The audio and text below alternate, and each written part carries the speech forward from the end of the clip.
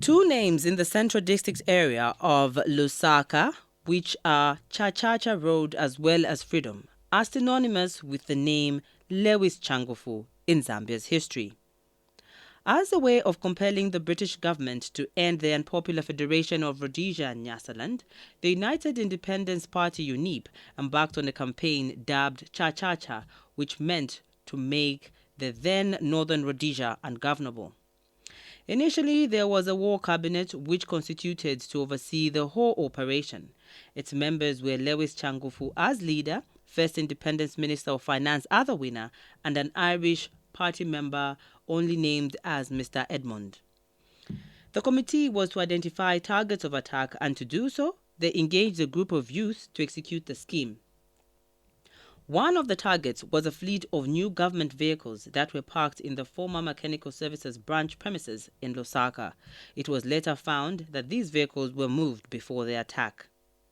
With that, Mr. Changufu went on to establish Chachacha uprising committees on the Copperbelt, Northern Luapula and Eastern provinces, which regularly gave him briefings. Each province was reporting to him on what they thought was the best way to bring about independence for Zambia.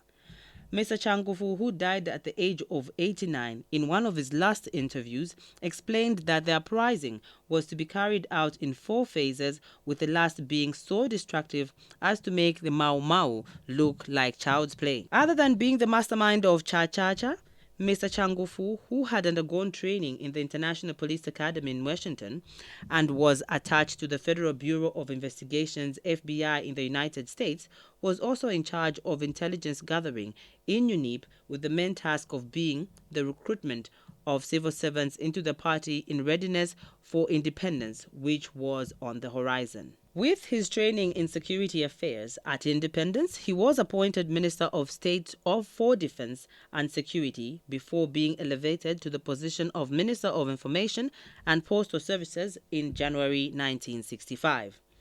He was to later serve as Minister of Home Affairs twice in 1967 and between 1970 and 1973, and also at Labour and Health and Power Transport and Works levels as well. In 1973 elections, he was moved from his traditional constituency of Mansa, which he had held since independence, to go and stand in Kasama. He stood against his in-law Joe Kapikilisha and lost. This marked the end of his political career.